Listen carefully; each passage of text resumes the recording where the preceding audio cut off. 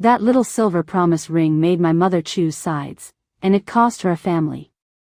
It's colder than it looks, even after all these years. The band is thin, rubbed smooth where a thumb worried it like a habit. There's a nick on the edge, like it once took a hard knock on a countertop and never forgot. And inside, so faint I have to tilt it toward the lamp, there's an engraving that used to be sharp enough to catch thread, EB/always. I'm telling you this now because my grandchildren keep asking why our family tree has empty spaces. Why there are names we don't say at Thanksgiving. Why certain old photos get turned face down in drawers like they're ashamed. I used to answer with a smile and a change of subject, because that's what women like me were trained to do. Keep the peace. Keep the plates spinning. Keep the story from spilling. But tonight, I'm tired of silence doing the talking. So I'm going to tell you what that ring meant, what promise it carried, and why it forced my mother, Evelyn Bishop, to choose sides. And I'm going to tell you which side she chose, because that's the part everyone argues about without ever knowing the truth. Before I take you back, just picture this, a young woman standing in a kitchen that smells like coffee and cold bacon grease, with an entire family watching her hand. Not her face, her hand. Because on one finger sat a simple silver ring, and on that ring sat a decision you couldn't undo. Have you ever noticed how families don't explode all at once? They crack, and then they keep smiling through the cracks. That ring was our first crack. When my mother was 19, our town was the kind of place where news traveled faster than the mail. Sunday hats were judged from the back pew. And a girl's future could be planned by other people before she even learned how to say no out loud. My grandparents' house sat on the edge of town, white paint, a porch that needed fixing, and a kitchen table that was treated like a courthouse. Decisions were made there. People were sentenced there. My grandfather, Earl Bishop, didn't raise his voice much. He didn't need to. Silence was his favorite tool, and everyone in that house had learned to fear it. My mother, Evelyn, was the soft one.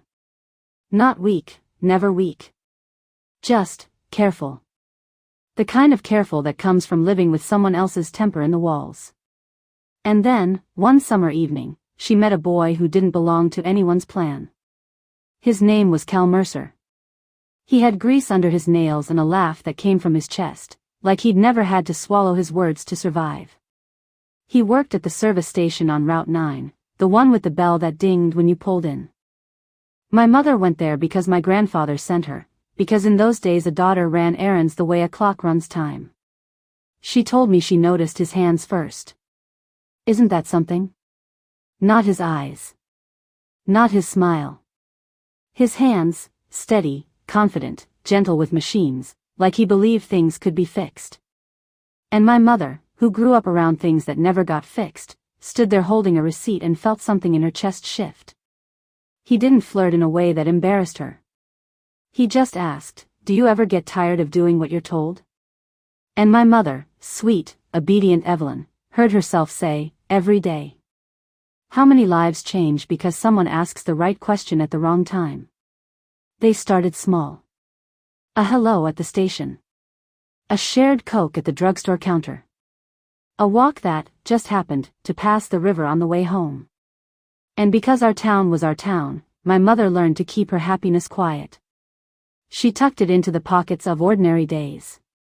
But Cal had plans, real ones. He wanted to leave the station, join a railroad crew 2 counties over, make enough money to buy a little house that didn't belong to anyone else. A life you could lock the door on. He told my mother, "I'm not asking you to run.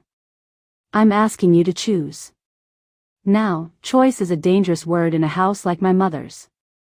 Because my grandparents had already chosen for her. There was a man named Harold Finch, clean hair, clean shoes, clean reputation. His father owned a feed store and sat on 3 committees at church.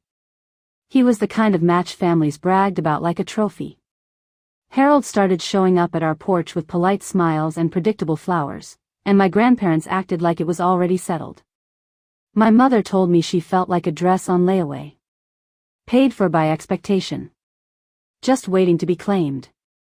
And then came the county fair, where Cal did something so small, so ordinary, that it became the loudest sound our family ever heard. It was late summer.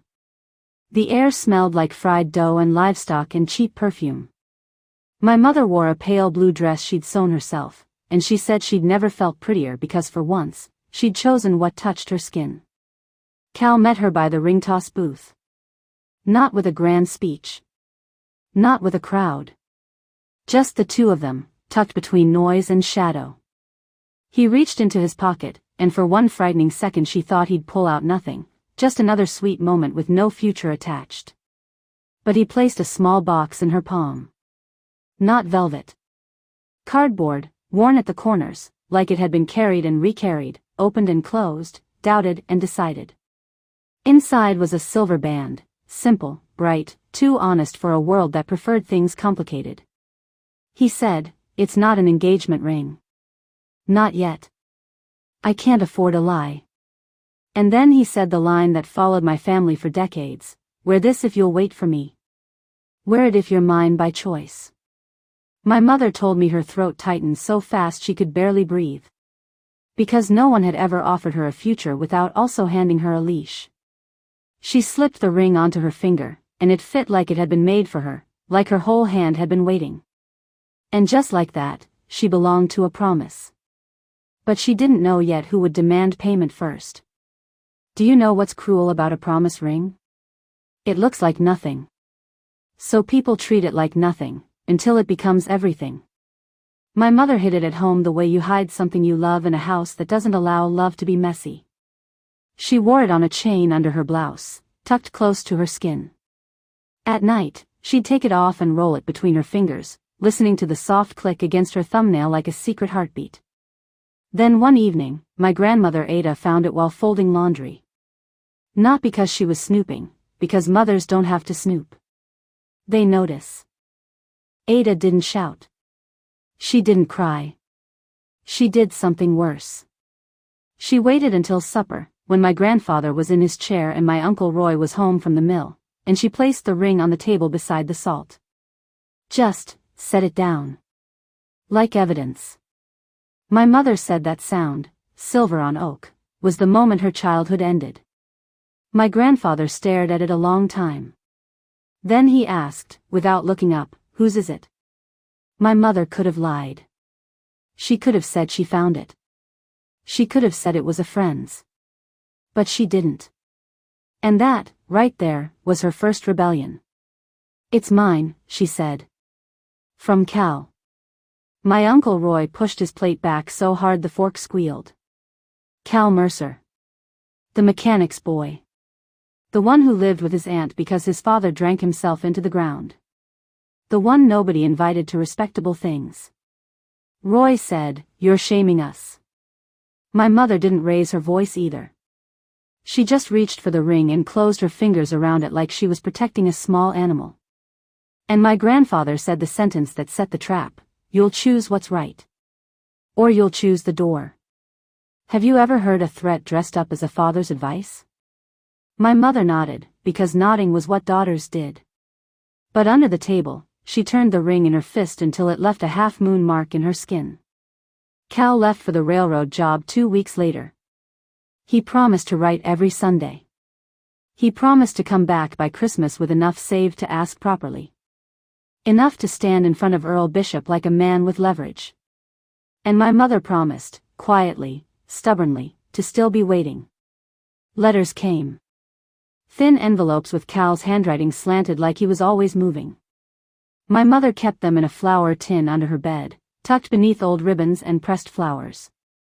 She'd read them in the pantry with the door closed, breathing in the smell of cinnamon and canned peaches while she read about a world that didn't know her as Earl's girl.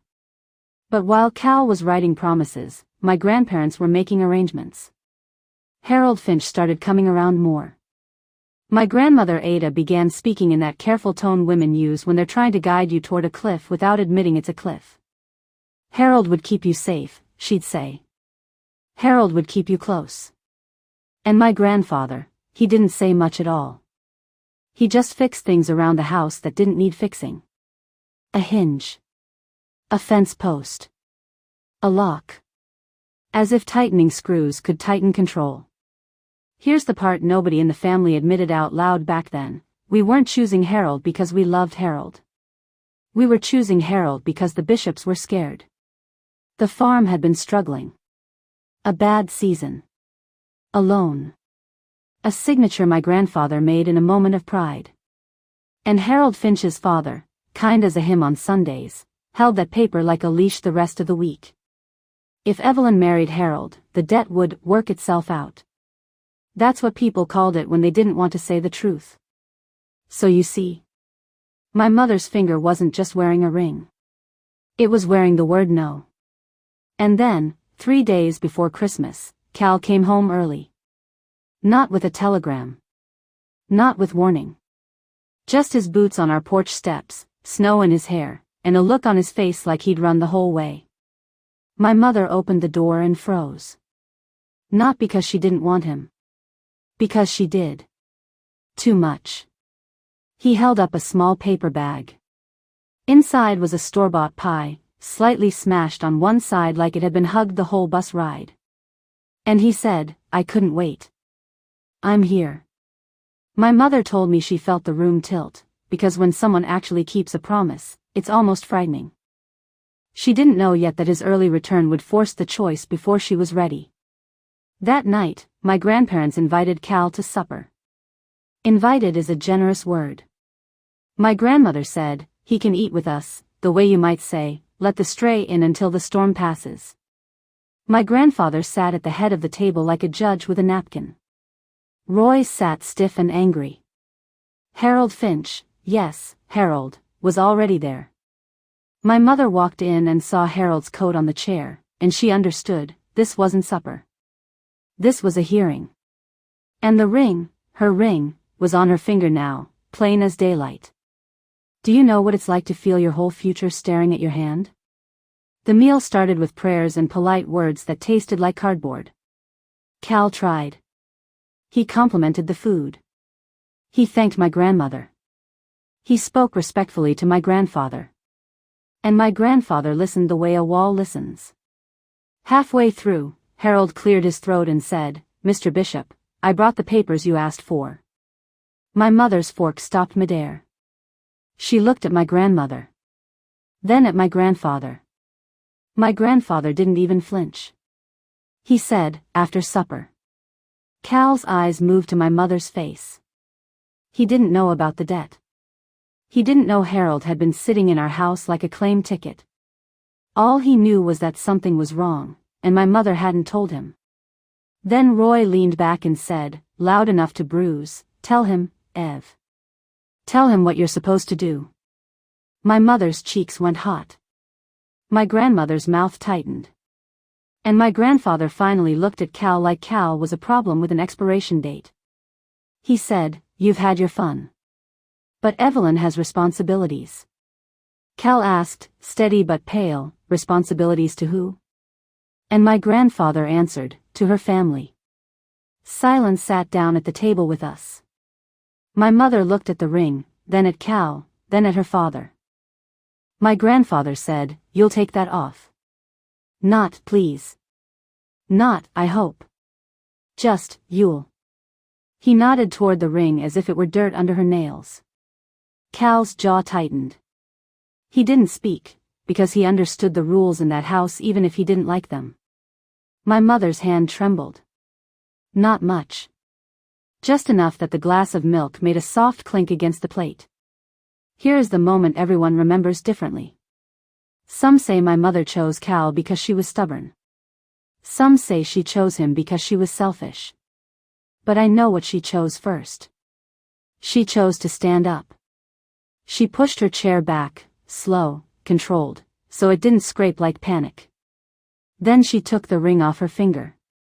And for a heartbeat, my grandfather's shoulders loosened, like he thought he'd won. My Uncle Roy exhaled through his nose like a victory. Harold's eyes flicked to my mother's bare hand. My mother held the ring between thumb and forefinger. And she didn't put it on the table. She didn't hand it to her father. She walked, quietly, around the table, and placed it in Cal's palm. Not as surrender. As a message. Cal's fingers closed around it, and my mother said, "I won't wear it here." Then she looked at her father and said, "But I will wear it where I'm free." My grandfather stood up so fast his chair hit the wall. He said, "If you walk out with him, don't come back." My grandmother whispered, "Evelyn," a plea and a warning in one breath. My mother didn't cry. That's what shocks people. They expect tears. They want tears. Tears make a woman's decision look like a mistake. Instead, she reached for her coat, hands steady now, like the choice had finally given her bones. Cal stood too, unsure if he was allowed to move in someone else's war. My mother said, "Cal, take my bag from the hall." And the way she said it, like it was already decided, made my grandfather's face go gray. Have you ever watched a parent realize they've lost control? It's not loud. It's hollow. My grandfather's voice dropped to a level I can still hear in my dreams. "You are no longer my daughter." My mother paused at the doorway. Not because she doubted. Because she wanted to remember, exactly, what it felt like to be pushed out. Then she stepped into the cold with Cal, and the door shut behind her like a final period. That's the night the ring did its real work. It didn't promise love. Love is easy at the beginning. It promised consequences. You might think the story ends there. Girl leaves, family heals, years pass. But families don't heal just because time moves forward. Sometimes time just hardens the wound. I was born 2 years later, in a small apartment over a bakery in the next town. Cal worked long shifts. My mother learned how to stretch soup and stitch hems and smile at neighbors who asked questions like they were entitled to answers. And that ring, now worn on her finger again, tapped against the mixing bowl when she baked, a soft clink that sounded like, "Still here. Still chosen."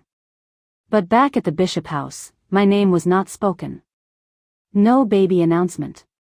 No congratulatory visit. Not even a card. My mother kept checking the mailbox anyway, like hope can be trained to sit and stay. The first echo came at Thanksgiving. My mother set the table with 3 plates, hers, Cal's, and a tiny one for me in a high chair. Then she hesitated and set out a 4th plate. Just for a second. Then she put it back in the cupboard. Some empty chairs are louder than arguments. That year, my mother ate in near silence, and every few minutes her eyes flicked toward the door like she expected it to open and prove her father wrong. The second echo came when I was 7. A birthday party at a skating rink. I fell, scraped my knee, and cried the kind of cry children cry when they want the world to fix itself. My mother scooped me up and said, "You can cry, sweetheart. Just don't beg people to love you." I didn't understand that sentence until I was grown. The third echo came in a wedding invitation. My Uncle Roy's daughter, my cousin, was getting married. A thick envelope arrived, cream paper, gold letters. My mother held it like it weighed 100 pounds. Inside was an invitation, addressed to Cal. Not to her. Not to me. Just him. Cal read it once and set it down. He didn't say anything for a long time. Then he asked, quietly, "Do you want me to go?" My mother stared at the ring on her hand and said, "They're not inviting you. They're testing me." She didn't go. And that's the thing people don't tell you about choosing sides. Sometimes you have to keep choosing. Over and over. The 4th echo lived in a shoebox. After my mother died, I found it in the back of her closet, letters tied with a ribbon, some unopened, some reread until the folds were soft. A few were from Cal during the railroad year. But the ones that made my stomach drop were from my grandmother Ada. Ada wrote in a careful script, like she was afraid her own words might be overheard. She never said, "Come home."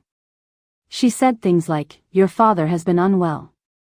And, "Roy won't speak your name, but he listens when I do." And once, after years of nothing, she wrote, "I keep thinking about that ring. I keep seeing it on the table. Do you know what it's like to realize 2 women loved each other, but pride stood between them like a locked gate?" For most of the family, the ring became a symbol of betrayal. A shiny little proof that Evelyn Bishop had chosen a mechanic over her blood. But for my mother, it was something else. It was proof she was not for sale. Still, I grew up with rules I never agreed to but had to obey. We didn't drive past the old house. We didn't attend certain funerals. We didn't ask too many questions at family reunions we weren't invited to. And every time my mother saw a bishop in town, her posture changed like she was bracing for weather. One winter, when I was 16, I finally asked her. I said, "Mama, why won't Grandpa forgive you?" She didn't answer right away. She stirred stew that didn't need stirring. Then she said, "Because forgiveness would mean admitting he used me." That sentence was the first crack in the official story. And the truth, real truth, didn't come until much later. My mother told me the whole thing on the night my father was in the hospital. Cal was asleep in a chair, exhausted. The room smelled like antiseptic and oranges. Someone had brought fruit like it could bargain with fate. My mother sat by the window, rolling that ring on her finger the way she always did when she needed courage. She said, "Martha, I need you to understand something before I can't explain it." I said, "Understand what?" And she looked at me with tired eyes and said, "I didn't just choose Cal. I chose you." That didn't make sense at first. I wasn't born yet when she left. So how could she be choosing me? Then she told me about the debt. Not the softened version. The real one. My grandfather had signed the farm against a loan he couldn't repay, and Harold Finch's father held it like a knife with a smile. Harold's courtship wasn't romance. It was a transaction. My mother said, they wanted to marry me into a receipt. She swallowed, hard, and added, "And if I'd stayed, if I'd married Harold, you would have been born in that house. Under that silence. And you would have learned to call it love." She reached for my hand and pressed her thumb against my knuckle the way mothers do when they're trying not to fall apart. She said, "I chose the side that let my child breathe." And then she told me the part she'd never said out loud. After she left, she sent money back. Not once, many times. Secretly. In envelopes with no return address. She did it when Cal's paycheck barely covered rent. She did it when our own cupboards were thin. Because she knew Roy had children too. And she couldn't stand the thought of innocent mouths paying for grown-up pride. I whispered, "Did Grandpa know?" She shook her head. "If he knew, he'd have to thank me," she said. "And he'd rather starve than owe me." Have you ever realized the family villain might have been the family's quiet rescuer? Because that's what hit me then, like cold water. My mother wasn't the one who broke the family. She was the one who refused to let it break her into a bargain. And she paid for that refusal with holidays, with birthdays, with the simplest comfort of being a daughter who could come home. Sometimes love looks like leaving before you're traded away. That ring didn't just make her choose sides. It made her choose what kind of woman she would be. Back in the present, I turn the band again and feel the faint engraving under my thumb. EB. Always. People assume it means, always in love. But I think it means something harder, always telling the truth, even when the truth costs you a seat at the table. So what do I do with it now? I've asked myself that for years. I could keep it in this drawer until I'm gone, let it become another silent artifact that makes my grandchildren invent their own explanations. Or I can do what my mother never got the chance to do in that kitchen, tell the whole story out loud, with my face lifted, without begging anyone to approve. Because here's what I've learned, if I've learned anything at all. In families, choosing sides is rarely about sides. It's about fear. It's about money. It's about pride disguised as principle. And sometimes it's about one person finally saying, "I will not be the sacrifice you pass around." Last spring, my granddaughter asked me if love is supposed to feel like safety or like fire. And I told her, it should feel like you can breathe. That's what my mother chased with this ring. Air. So here's my decision, my small way of breaking the cycle. I'm not burying it. I'm not hiding it. And I'm not handing it off like a curse. I'm going to pass it on with a different promise attached. Not, wait for me. Not, belong to me. But, tell the truth early. Don't let love become leverage. Don't let pride become a family tradition. Because if a simple ring can split a family, imagine what honesty can heal. And if you're listening to this with your own old hurt tucked in a drawer, ask yourself, gently, what would happen if you finally named it? If this story moved you, please tap like. It helps these quiet stories find the people who need them. And if you want more grandmother-style, object-centered family dramas, subscribe to Dust of Old Days. There are plenty more drawers to open, and plenty more truths worth telling. I close the box, but I don't close the story. Because my mother's choice still echoes, in me, in my children, in the way we set extra chairs even when we pretend we don't miss anyone. And now, when that echo comes, it doesn't sound like shame. It sounds like a promise finally understood.